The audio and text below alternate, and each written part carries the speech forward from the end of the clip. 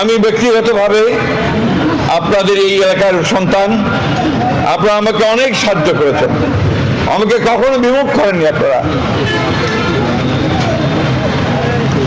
আমি যতবার আপনাদের সামনে এসেছি আপনারা আমাকে বিপুল ভোটে নির্বাচিত করেছেন।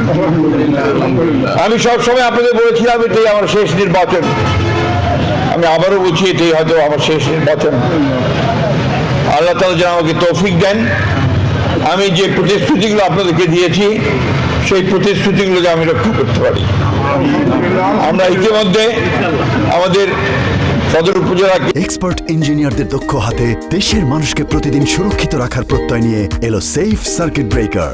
ভেঙে আরো দুটো নতুন উপজেলা আমরা সরকারের অনুমোদন পেয়ে গেছি।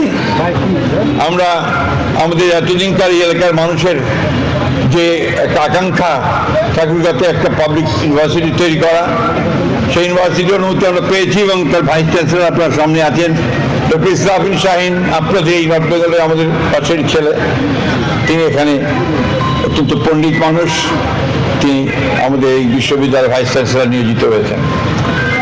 আমরা ইতিমধ্যে আমাদের মেডিকেল কলেজের অনুমতি পেয়ে গেছি, ইনশাআল্লাহ অতি অল্প সময়ের মধ্যে আমরা এরও কাজ শুরু করতে পারবো।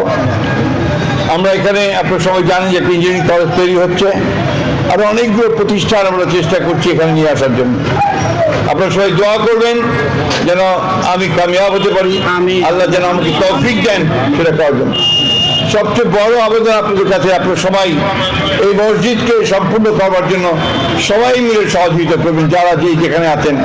আমাদের অনেকেই আছেন যারা বাইরে অনেক বড় পদে আছেন, অনেকে বড় ব্যবসা করছেন, তার মধ্যে এখানে অনেকে আছেন যারা এই মসজিদে ইতিমধ্যেই অনেক সহযোগিতা করেছেন এবং আরও ভবিষ্যতে করবেন বলে আমরা বিশ্বাস করি। আপনারা সবাই দোয়া করবেন আল্লাহ তাআলা যেন আমাকে তৌফিক দেন যে আমি আমার বাকি কাজগুলো আপনাদের দোয়াতে এবং আল্লাহ তাআলার অশেষ রহমতে শেষ করতে পারি। আমিন।